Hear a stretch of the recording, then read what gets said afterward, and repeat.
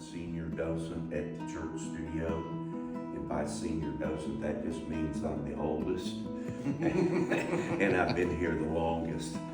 But today we're going to talk about the Church Studio and how it all came about, and Leon Russell. And so I usually like to start at the beginning. And the beginning is 1909. And right after statehood, this neighborhood started building up. People started putting houses.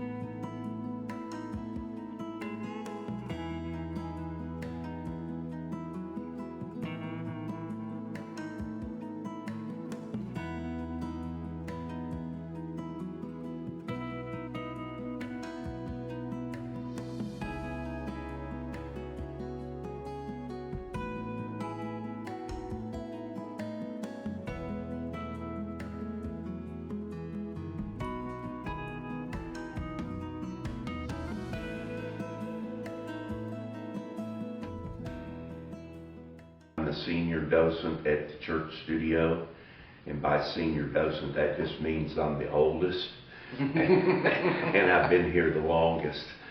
But today we're going to talk about the Church Studio and how it all came about, and Leon Russell. And so I usually like to start at the beginning, and the beginning is 1909, and right after statehood, this neighborhood started building up and people started putting houses around, and by 1913 there were enough people here that they thought they needed a church, and so they started putting together a plan. They didn't really have a blueprint. They just went and looked at some other churches, and it was built. They started building it very much like a barn raising. The ladies would make fried chicken, tell the guys to bring their own tools, and if you got any lumber laying around, bring it. And because of that, there was about 12 different kinds of lumber used to construct the original building. They started work on it in 2014 and finished it in 2015. And it was a Methodist Episcopal congregation, and it was also the first fully integrated church in Tulsa. We're located on 3rd and Trenton, which is not too far from the Greenwood area, and so there was several black families in the area, and they came to this church. Yeah. That group was here until 1928. And I tell people we were built in 1915, and then they go out front by the front door, and there's a cornerstone on the church, and it says 1928. Mm-hmm. So they think I'm lying to them or made it up, and that's just not the case. That just happened to be the second congregation that moved into the church. If there was a 1915 cornerstone, it's been lost to time. They were here from 1928 through the war, and then they left after the war, and a third congregation moved into the church in 1947. And they were here for a while, and they, in 1953, decided to put the brick facade or stone facade on the building. We're not sure why, but they put this fake stone on it, started putting it on the building, and then they ran out of money, and so it's only on the 3rd Street side and the Trenton Street side. If you come from the west, it still looks like a brick church like it originally did. Mm-hmm. They were here until 1960, and a fourth congregation moved into the church. And they were here until 1970, and then they left and put the church up for sale. Okay. Now, I'm going to go to Leon Russell, and eventually the two stories will come back together. Okay. But Leon Russell was born in Lawton, Oklahoma. His family lived in a little town called Apache. and the nearest hospital was in Lawton, so they went to Lawton for the delivery. The doctor was a little aggressive in the delivery. They think possibly he used forceps in the delivery, but the consequences of that was it damaged Leon's spine a little bit, and he had cerebral palsy. His right side was weaker than his left side. It wasn't a severe case at all. His mother didn't even notice it till he was about 18 months old. But it's nevertheless did change his life or affected his life. He said that probably because he had cerebral palsy, that's what he could do music, and he did the music, and otherwise he might have been a car salesman in Texas. So on his birth certificate, his name is Claude Russell Bridges. And later in my narrative, I'll let you know how he became Leon Russell. But he was born Claude Russell Bridges, and he went by Russell Bridges for quite some time.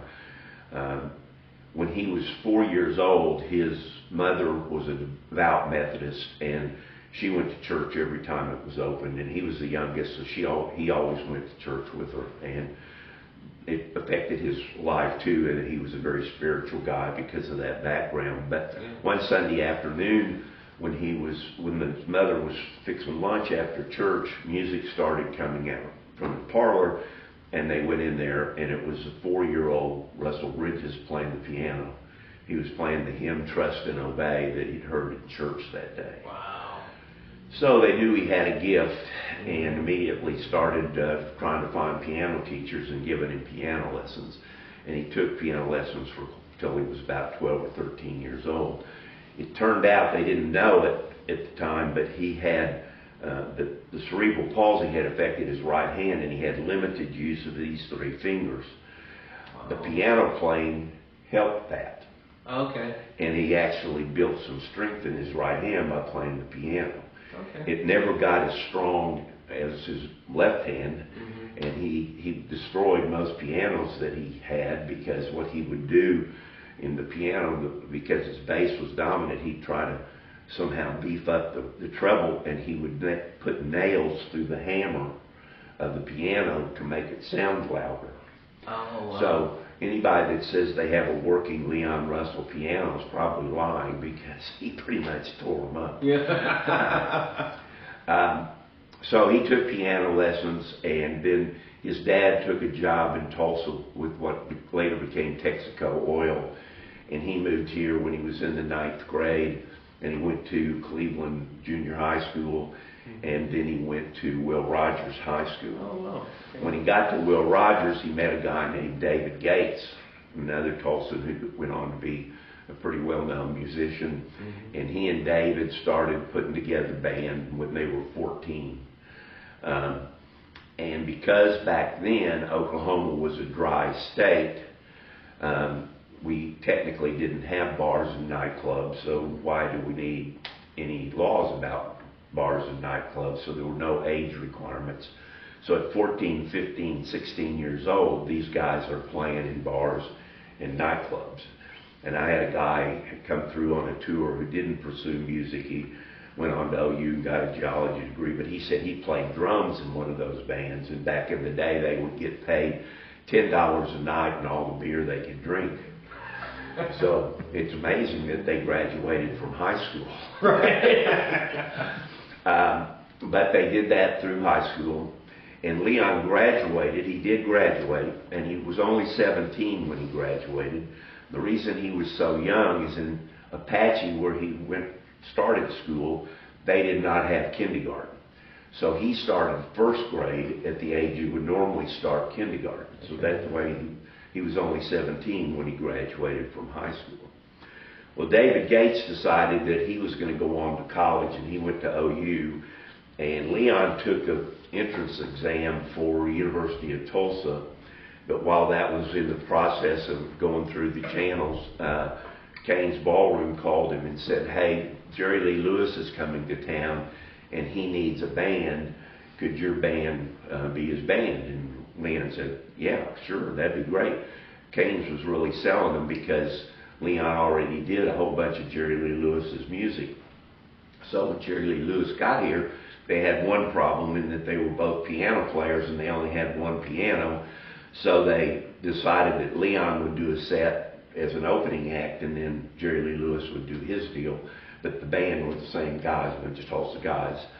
And Jerry Lee Lewis liked them so well that he hired them on the spot and said, "Why don't you go tour with us?" Wow. So Leon and his band said yes, and he forgot TU and went on tour with Jerry Lee Lewis. He wrote a song called Home Sweet Oklahoma. It says, "Barely 17, dusty Oklahoma is all I'd ever seen." Well, that's talking about leaving and going with Jerry Lee Lewis. And they traveled regionally. And in November, they were in Kansas City. And Jerry Lee Lewis lost his voice or couldn't perform for some reason. And so Leon had to do both shows.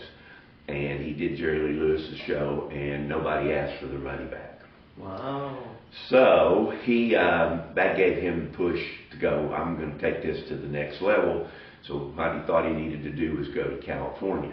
Now he's still just barely turned 18. Yeah. He has about $40 in his pocket, and he buys a bus ticket and he goes to California. He didn't really think things through. So when he got out there, first thing he found is there was a lot of music business out there. The second thing he found out is that they had laws and rules, and you had to be 21. Oh. And you had to be a member of the union, and you had to be 21 to be in the union. And so that was a problem. So he was going back and forth to Tulsa trying to figure out, and you know, an 18-year-old kid, how do you solve a problem that you've got to prove you're 21? Well, you get a fake ID. And so that's exactly what he did. And I've heard that his fake ID was made by someone here in Tulsa. I've also heard it was a guy out of Las Vegas. It's not really important, but he did make him a fake ID, and it was a draft card. Okay. And he did not want to put his legal name on the draft card because maybe he'd get in trouble using the fake ID, and if it was a draft card, he might find himself in the Army. So he took his middle name, Russell, and then we're not sure where Leon came from. There's all kinds of theories, but that's how he became Leon Russell. And so it was about 18 that, in his fake ID, that he became known as Leon Russell. Now, he never changed his legal name. He has 6 children, and all of them are named Bridges. Their last name is Bridges. So he never legally changed his name, but he was known as Leon Russell from that point forward. Well, in 18, he didn't have his long hair, he didn't have his beard, he still looked like a kid. So the union in California weren't really accepting that fake ID. They thought there was something going on, so they wouldn't let him in. So he came back to Tulsa again, where he knew people, and he got in the union here in Tulsa. And then he had a union card and his fake ID, and he went back to California, and they kind of finally let him start playing. Yeah. So he started as a session musician. And in the very beginning, he was making like $10 a day and sleeping on people's floor. But he quickly built a reputation. People saw how much talent he had. He became part of the Wrecking Crew, which really was the backup band on most records made in the 70s. He was on every Beach Boys album. He was on Frank Sinatra albums. He was on Doris Day albums. He was on the Byrds. All kinds of people during that period of time, and started making some serious money being a session musician. So he bought him a house in California, and then he started calling his buddies in Tulsa, J.J. Cale, Carl Regal, Jim Keltner, and those guys come out here, and they would stay with him, and they would start the music business. And they were performing, one place they performed was called Pandora's Box, and they played during the week, and then the weekend band was the Beach Boys when they were first starting out. So, and Leon and Brian Wilson of the Beach Boys got to be good friends because Brian has this mental issue, and he didn't like to fly. So many times when the Beach Boys were touring, he'd stay back in the studio and write music, and Leon and him would collaborate quite a bit. That's how Leon ended up being on every Beach Boys album, because they worked together a lot. He also met a guy named Denny Cordell, who was a music producer out of England. And he and Denny kind of got to be friends and were hanging out together. Then in 1967, something significant happened in the music industry. Monterey Pop Festival took place. And the Monterey Pop Festival, if you watch a video of it, people were sitting in chairs, dressed like they were maybe going business casual, stuff like that, kind of behaving themselves. Nobody drunk and disorderly. And they went there to hear the Mamas and the Papas and Joni Mitchell and people like that. And what they ended up seeing was Jimi Hendrix and Janis Joplin and the Who tearing up their equipment. So that made a huge difference in the music industry. It changed how people looked at music, the kind of bands that people might want to listen to. And by '69, Woodstock, you can see it had changed dramatically. Well, this caused chaos in the music industry in California. And so that's when Leon and Denny decided they would form their own record label, because they couldn't work with the big companies, and the big companies were taking advantage of guys who didn't know what they were doing. So they formed Shelter Records, and Shelter Records had a logo that's an egg shape. It was an egg, the shelter of people, and it had a Superman logo in it. They were going to protect the guys. And they put the Superman logo upside down, thinking they'd get by the copyrights. Well, DC Comics had different ideas about that, and it cost them $2 million. Wow. And every record they had that had that original logo on it, they had to put a black bar through it. And so, if you can find a Shelter record that's the egg with that Superman and no black bar, they're very rare. Wow. So it evolved into just being an egg with an S in the middle, and as Shelter Records. Now, on Shelter Records, the first album Leon wanted to put out was his own. And because of the chaos in California, he and Denny decided, well, we'll just make the album in England. So in 1969, they went to England to do Leon's first album, and it's self-titled. Leon Russell's also on the cover. It's a blue album with his picture on it. But they had to put together a band, and here's who's on that album. George Harrison, Ringo Starr, Eric Clapton, Bill Wyman, Charlie Watts, Steve Winwood, Chris Stapleton, Delaney and Bonnie, and on vocals he had Mick Jagger and Joe Cocker.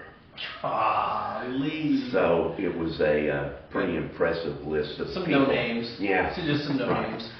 And so that album became very successful. Song for You is on that album, which has been recorded by over 400 people that Leon wrote. So now in '69, they've got the record label. The next 3 albums that they put out are Willis Allen Ramsey, J.J. Cale, and Freddie King. Now, they weren't recorded at the Church Studio because he hadn't bought it yet, but they were recorded elsewhere, but they went out on the Shelter label. So in 1969, Denny Cordell was also Joe Cocker's manager. And he was working on Joe Cocker's second album, and Leon helped a little bit with that. Now, that wasn't released on Shelter, it was released on Joe Cocker's label. But he got to know Joe, and then Joe went to Woodstock and performed and was pretty successful. But when it was all said and done, his band left. We're not sure exactly why they left, but the only person that was left was Chris Stanton, who is still playing piano for Clapton today. I mean, he's quite an amazing keyboard player.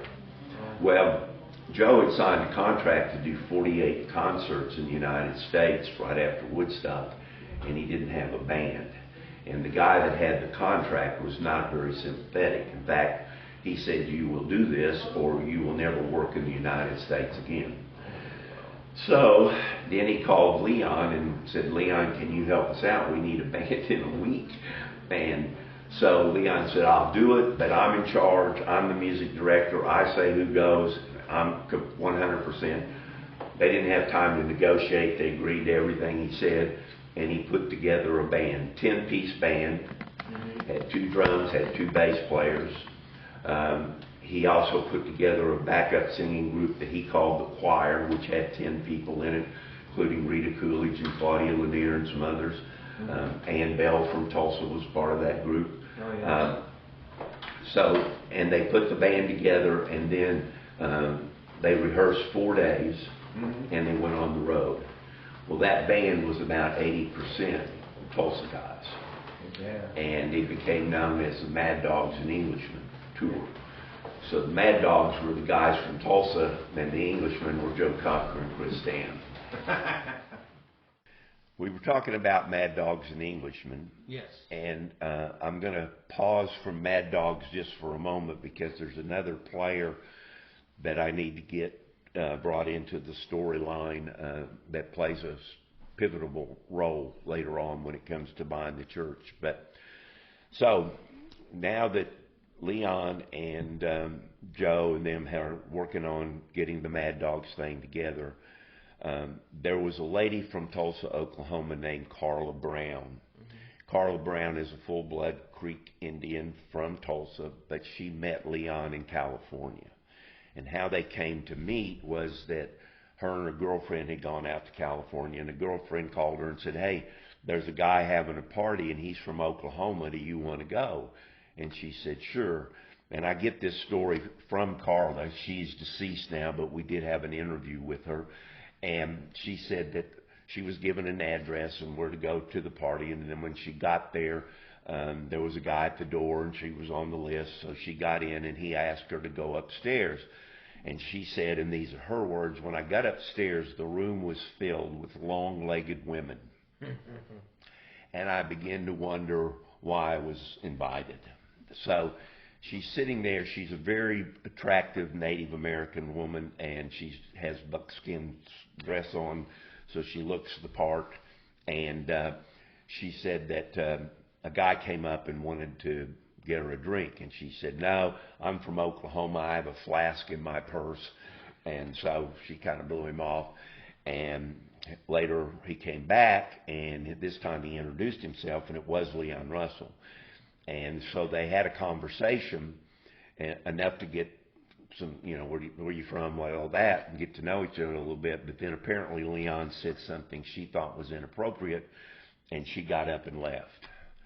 And 3 days later, he called her on the phone, and she hung up on him. About 10 days after that, she's mopping her kitchen floor, and there's a knock on the door. She opens the door, and about all she can see is flowers, and it's Leon Russell holding the flowers, and he has Chris Stanton and Joe Cocker with him, and they come in, and Chris Stanton sits down at the piano, and they start serenading her. And he says, "We're going on tour, and you're going with us. Pack your bags." And she did. And she went on Mad Dogs and Englishmen tour with them. So now we're back to the Mad Dogs tour. When Leon was putting it together, he was a nice guy. And so somebody come up and say, "Can I bring my girlfriend?" "Sure, no problem." "Can I bring my kids?" "Don't worry about it. Come on." This guy came in and said, "Not if I come along and film some of this?" "No, come along." A lady named Linda Brad, she was only about 18. She was a photographer, and she said, "Can I come along and take still pictures?" "Sure, come along." Somebody said, "I got a dog, can I bring it?" And they said, "Sure, bring it along." The dog turned out to be pregnant, had puppies during the tour. So they ended up with an entourage of 55 people. That was a problem. Logistically, just the number 55 people is a problem. But about a third of the people were black. And when they got in the South, it became a major problem. They couldn't get hotels, they couldn't get food, and so it was very unpleasant at times. And it was a grueling schedule, and the tour did not make any money. It was a financial disaster. But fortunately, they took the guy along that made the film, and they made a movie, and they made an album. And those did make money. And it put Leon on a worldwide stage for the first time because he was the band director. And he played, next to Joe Cocker, he was seen the most in the movie. So that tour gets finished, and that all gets put to bed, and He goes back to California, it's still chaos, and he said that's when he made the decision, I'm going to go to Tulsa and go back home and find me a place to have a studio there and get out of this hubbub. So in 71, he came back to Tulsa, and he lived with Ann Bell, who was a Tulsan who had been in the Mad Dogs choir, and it was just a frame house, a modest house, and her husband was Larry Bell at the time, and he was a musician. And so Leon's staying there, and Ann was pregnant, very pregnant. She had pregnant with twins. And she said one day Leon and Larry left in the middle of the day, and she thought they were out drinking beer and got kind of ticked off because there she was about to have a baby and they're gone.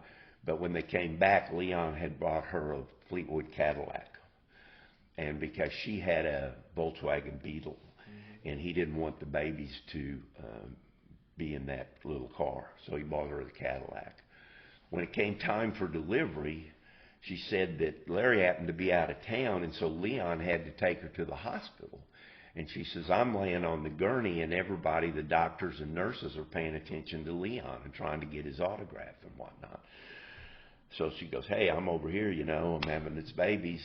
And so she did have her babies. Larry was still out of town when it came time to go home, so Leon picked her up and took her home. She said when she got home, Leon had nailed blankets on every doorway in the house. And she said, what the heck did you do that for? And he says, well, Larry smokes a lot of weed, and I don't want those babies to be exposed to it. And so he put those blankets. So again, while he's still staying there, she's there and the baby's there. But one other day, Leon was out maybe scouting for a place to put his studio. The phone rings, and she said she answered it, and the guy on the phone said it was George Harrison. And she thought it was a prank call and hung up. And then he called back later, and he did convince her that it was, in fact, George Harrison, the Beatle. And she said she held the phone out away from her and screamed like a little girl. She told me this story right downstairs in the lobby, and she said he said he was George Harrison, and he really needed to get a hold of Leon, and so she tracked Leon down, and he called. And the reason that he wanted to talk to Leon was he was putting together a benefit concert, which became known as the Concert for Bangladesh. Mm-hmm. And that concert is very historical in that it's the first superstar charity concert. We have them all the time now, but that was the first. They did 2 shows in Madison Square Garden, 22,000 people at each show. I think George Harrison originally was hoping to get the Beatles back together, but that didn't work out. So he got Eric Clapton, he got Leon, he got Bob Dylan, he got Klaus Vormann, a bass player that played with the Beatles, and some others to be in the band. And he had Leon help organize it because he had just done the Mad Dogs, and it was a very similar thing. I mentioned that Mad Dogs, there were 2 drums and 2 basses. Well, all of Leon's bands were always heavy bass like that because of his cerebral palsy and his left hand being the dominant hand. Everything was a little heavy on the bass. If you really listen to his music, you'll hear that throughout. So Concert for Bangladesh had 2 drums, Ringo Starr and Jim Keltner from Tulsa. They had 2 bass players, Klaus Vormann, who had played with the Beatles, and Carl Radle from Tulsa. They were a little bit worried about Clapton because he was still partying a lot then. So they had another Oklahoman, Jesse Ed Davis, who played with Taj Mahal, who was a really great guitar player, Native American guy, there just in case Clapton couldn't perform. Mm-hmm. So about a third of the Bangladesh concert were Tulsa and Oklahoma people. And some of the choir from Mad Dogs was also backup singers at that concert. So Leon, again, he played a pivotal role he did a version of Jumpin' Jack Flash that was just outstanding, and most people that watch things, that's one of the things they remember. And the other thing that happened significant was that Bob Dylan showed up. And the reason I say he showed up is that he'd been in a motorcycle wreck and had not been performed in 2 years. I'm sorry. And I mean, the tabloids had said he was dead. They said he was maimed. They said he was disfigured, but he was fine. He just was recuperating, and so they had George talked him into performing. Well, he didn't show up. He didn't show up for rehearsals and stuff. He did show up the night before for sound check, and then he showed up about 3 hours before the concert, first show of the concert was supposed to do. And obviously he hadn't practiced with the band or anything, so he says, well, I will go on, but I want George Harrison and Leon Russell to accompany me. And they did essentially an acoustic set. Yeah. Now, Leon, strangely enough, Dylan asked Leon to play the bass. Wow. It's the only time we know that Leon played the bass on stage. But he did, and that just showed what a great musician he was. He could play anything. And George Harrison played rhythm guitar, and then Dylan had an acoustic guitar and his harmonica. And they did 4 or 5 songs. It was the longest set of the whole concert. Between shows, Leon and Dylan got to know each other better and had conversations about music writing. And I've heard interviews by both where they credit the other guys, giving them good ideas for music writing. And one thing that Dylan told Leon, and Leon had already kind of figured this out, but that you don't want to write hits, you want to write standards. Mm-hmm. So you want other people to record your music. Mm-hmm. And if you think of Dylan, how many people have recorded his music? Well, Leon at Masquerade, over 100 people have recorded it. A Song for You, over 400 people have recorded it. People from Willie Nelson to Ray Charles to the Carpenters. And Leon called that mailbox money. Mm-hmm. And he probably really made more money off of royalties than he did performing himself. So that relationship grew out of that. So now the concert for Bangladesh is over, and Leon is back in Tulsa looking around, and Carla's still with him, and he and Carla and his partner, Denny Cordell, are having lunch at a restaurant right across the street from what the church studio is now. And Carla noticed that the church was for sale. And she said, Leon, this would be perfect for you. You're kind of a spiritual guy. You're Shelter Records, and the church is a shelter, and it should have good acoustics. And he said, you're right. And so he started looking into whether it was available and whether he could use it. And on March 1st of 1972, he purchased the church. And he also purchased 14 houses in the neighborhood. He also bought a mansion in Maple Ridge neighborhood here in Tulsa. And he bought 8 acres up on Grand Lake. And the 8 acres on Grand Lake had 3 houses on it. One of them was actually kind of a bait shop, and you come up in a boat and could get a drink and stuff. And that's what he kind of drove him to that property. But he changed the bait shop into a guest house, and then there was a caretaker's house there that they're still there because you can get to it too easily from the water. And then he built a 2-story house, or remodeled it. And then he also built a sound studio up there, which became known as Paradise Studio, and he put a big swimming pool there. So that was another place the guys, when they came to Tulsa, would go up to a lot and spend a lot of time on the lake.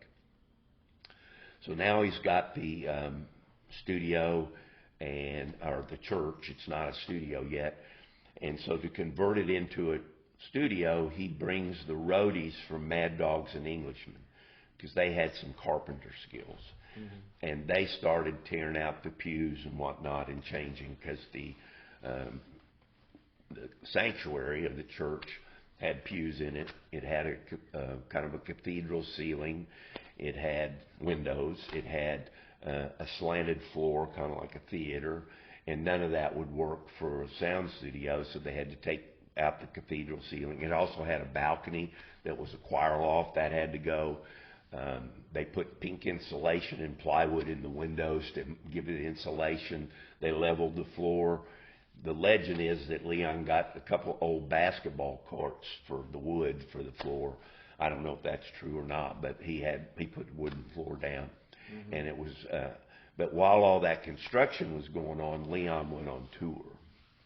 And when he went to all over the United States with a band that at that time was called the Shelter People, and it was Jim Keltner on drums and Carl Radel on bass and him.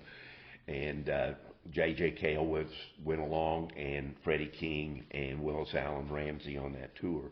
It started here in Tulsa in June of '72 and ran for about a year.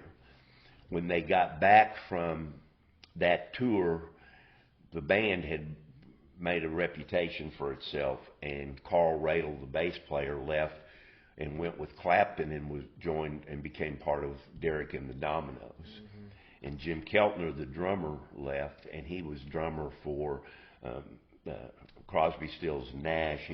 He ended up being drummer for the Traveling Wilburys. He even played drums on Leon's last album with Elton John. So he played with a number of great bands. He often wasn't credited, but he was the drummer. And so that band broke up. Nobody was mad. They just had better opportunities. And so, but Leon needed a band. And he's in Tulsa, so he's looking around, and he finds the Gap Band. And the Gap Band was a Tulsa band. They were all black. Mm-hmm. They were kind of a funk band, really, but which wasn't Leon's kind of music, but they were great musicians, and he could see that. And so he started working with the Gap Band. Now, the Gap Band drew their name from it's an acronym for Greenwood, Archer, to Pine, which are three streets in Tulsa that at that time was a probably 100% black neighborhood. But they became his band, and they on his sixth album, Stop All That Jazz, they were the band on that. And then they toured together, and sometimes it was the Gap Band featuring Leon Russell, and sometimes it was Leon Russell featuring the Gap Band. They did record several albums here at the church. They had 2 gold records and 2 platinum records, so they were pretty big stars on their own. So that was a successful thing. In our archives, we have a suitcase that belonged to one of the Gap Band when they were touring with Leon.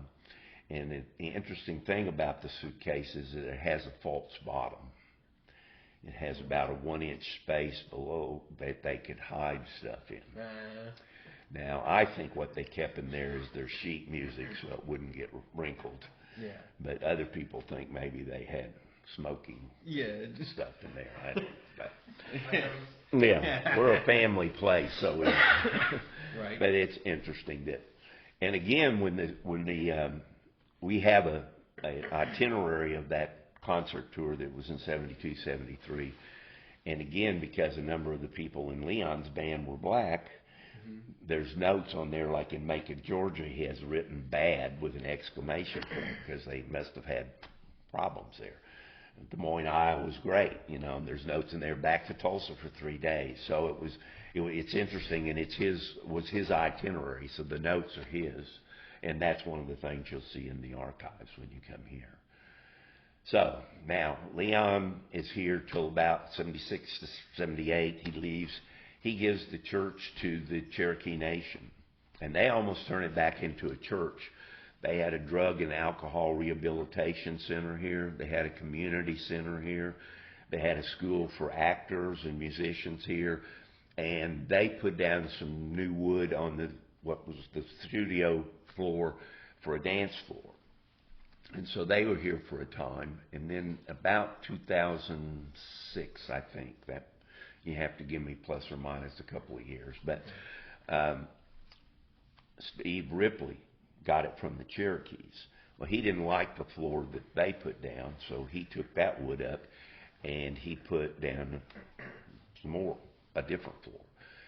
Luckily, he didn't throw that wood away because it's a real pretty nice wood, and in the archive room, it is now the ceiling.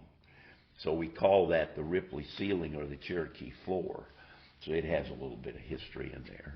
So Ripley was here until about 2006, and then it went, I believe an attorney bought it, and his son was kind of doing some things here, and that wasn't very successful, and eventually it just was abandoned. And it wasn't even for sale, but Teresa Knox, the lady that now owns it, was a big Leon fan, and she started collecting when she was 9 years old, Slurpee cups of rock and roll people. She was one of 8 children, very poor, native Tulsan, the only one of the 8 that finished high school. And she said growing up, the only thing she thought was really just hers was a radio, and that's how she got so interested in music and rock music. She was a single mom working in a dental office. Decided she was training a lot of the new help, and decided she could do that on her own and maybe make a little bit more money. So she went out. She had a 2-bedroom apartment. She didn't even have a car. Her son Ronnie told me that she would take him to daycare on a bicycle. She told me that when she started her own school, she had $700 in the bank, and now she owns the church studio and has probably got $10 million invested in it, and she owns Harweldon Mansion and has $10 million invested in that. So she is one of the most successful people I've ever met, and one of the nicest. Her and her husband Ivan Acosta are just wonderful people, and have done all. I mean, neither one of them, they started with nothing basically, and have built this wonderful thing. But when she saw the church, and she saw the church was falling down, she went down to the courthouse and looked at the records to see who owned it.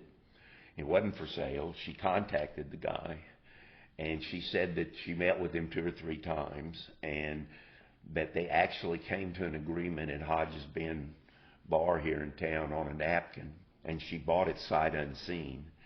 And when she came in, she had her husband and her, he said that was about the closest he ever come to divorcing her, because this place was a pit. Water had been waist high in it. Homeless people had been in here. There was human waste in here. There were all kinds of dead animals in here. There were needles everywhere, and she even found a gun. So step 1 was clean out the trash, and then step 2, the building had been pretty much abandoned, and it had to be stabilized, and they had to put down beams and things to stabilize the building. And then she hired 2 guys from Nashville to come here and start building the studio. And she also started working on getting it registered as a National Historic Building. And it's a National Historic Building not because it was a church from 1915. The significance is when Leon Russell was here and it was a recording studio. Those are the years of significance, 72 to 78. So she got that done. That complicated somewhat what you could do on the restoration, because you can't change anything once you're a National Historic Building. She says, number 1, we're going to be a recording studio. And today we're one of the top 5 recording studios in the United States. When Olivia Harrison, George Harrison's widow, was here, she said it compared favorably with Abbey Road's studio. I mean, it's first class. We can do analog, we can do digital, we can do video, we can do everything from books on tape to full orchestras here, and have. We have outdoor, and she just put in a park next door to the west of and that's where the houses were J.J. Cale lived there, Freddie King lived there, the sound engineer lived there, and some of Denny Cordell's people lived in some of those houses because they were from England. And then the bands, there were houses for the bands to stay in. Now the big stars like Clapton and stuff would stay with Leon in the mansion, but a lot of people stayed in those houses. Those houses were long gone by the time Teresa had bought it. But he bought 14 lots or houses, and she's bought 13, so she's almost up to as much land as he had. And she's converted part of it into a park just to add some green space to this area, because it's really kind of a more industrial area, so she wanted to make it pretty. And that'll give us a place to have company picnics, maybe outdoor concerts and things like that. And finally, she thought maybe it'd be a tourist attraction. Well, the first week we were open, 4,200 people came through. And it didn't slow down much because there's a group called Leon Lifers. It's kind of a fan club that are from all over the United States, maybe all over the world. They came here for the opening. And so there was partying going on and concerts and things, all that. And then Leon's 80th birthday would have been April 2nd of 2022.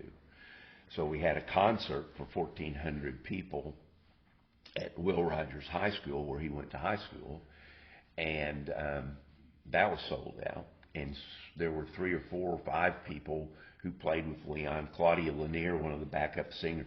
Claudia Lanier was a backup singer at Mad Dogs. She was a backup singer at the concert for Bangladesh. She started out as an ICAT with Ike and Tina Turner. She dated Mick Jagger. She's undisputedly who he wrote Brown Sugar about. She dated David Bowie. I met her when she was here. She said, yeah, when I was young, I kind of got around. But she ended up being a college professor teaching music history. And she came in for that concert and sang Masquerade at the concert. So it was really, she's a real good friend of Teresa's and a real good friend of the church. So Teresa has gone and found as many of these guys that are still alive and interviewed them. And just like the Carla Brown interview, I mean, that was some great stories in that. And she passed away in 2018, so we, we're lucky to have that. But you can go on our, I don't know if it's the YouTube channel or her website, but there's all these interviews are available there where it's YouTube channel. It died down a little bit after that concert, but then Bob Dylan Center opened. And there were reporters here from all over the world, from everything from Architect Digest to Rolling Stones, you name it, they were here. Well, Teresa had a little wine and cheese thing, it was supposed to start at noon, for the reporters. Well, about 20 showed up. But they got on, and it was supposed to last an hour, kind of in and out. See, well, they got on the phone, started calling everybody else. Well, we were here till about 6:30 in the evening. And 50, 60 of them showed up probably. And there was an awful lot of articles about the Dylan Center that have at least a paragraph about the church studio in it. And that's why Olivia Harrison was in town. Bob Dylan had done a concert. She was at the concert. She hadn't met Teresa yet, but they sat 2 rows apart at that concert. Then she went to see the Dylan Center, and then she came to the church because she said George had talked about Tulsa a lot, but she had never been here. And so she came. That was, with all those things happening at once, she thought this would be a good time to come. And so she and Teresa spent some time. Since then, the company she owns and her son owns now that George started, called Dark Horse, has bought the rights to 17 of Leon Russell's albums. And allegedly, she and her son are going to come back for a second visit to show him the church. So I don't know when that'll happen, and I'm sure it'll be kind of clandestine when they do come. But we're looking forward maybe to meeting him too. So, and then things have just been booming. The recording studio has done much better than we had hoped. It's busy.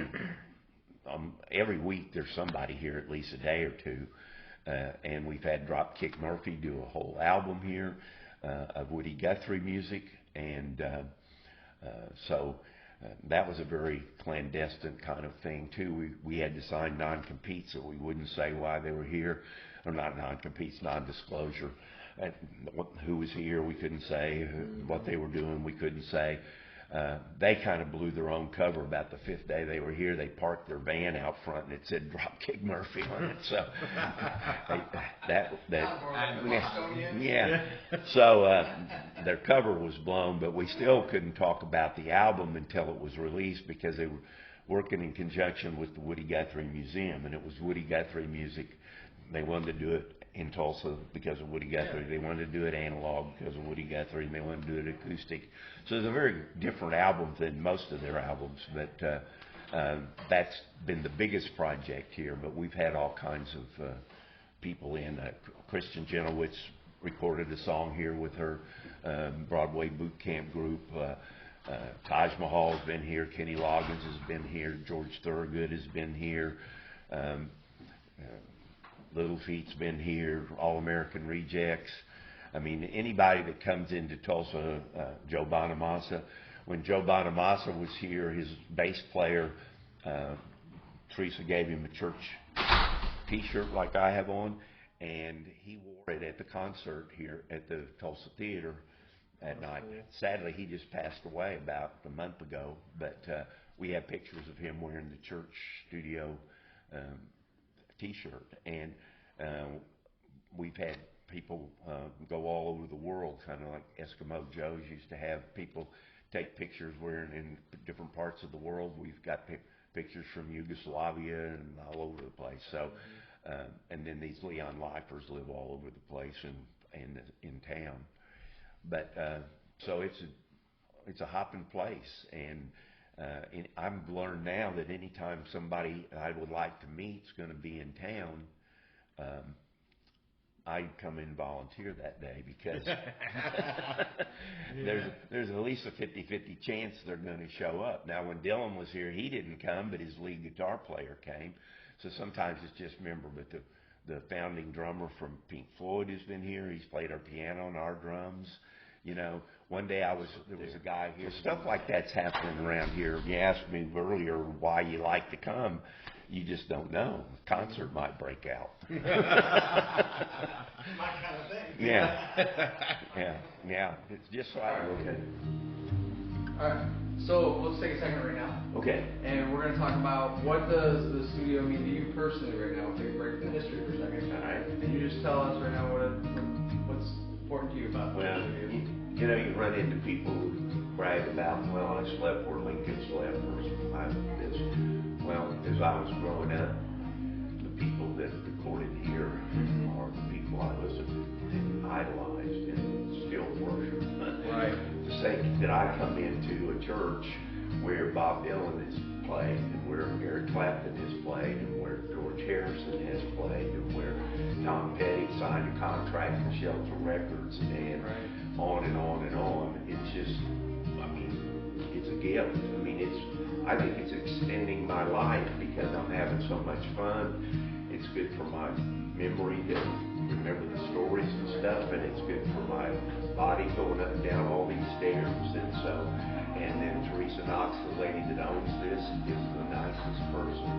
She is so nice to me and so nice to my wife, and it's just been a joy indeed. I just want to say thank you. You're welcome. For taking your time today with us. It's been great showing us around. I hate doing this. I just want to encourage anybody out there, if you're interested in coming down, you're in the Tulsa area, or if you're passing through the Route 66 type of thing, right? Get a picture with Leon Russell's statue. Come in, contact them ahead of time if you could to see if you can come in and visit. Is it open to the public, or is it all appointments?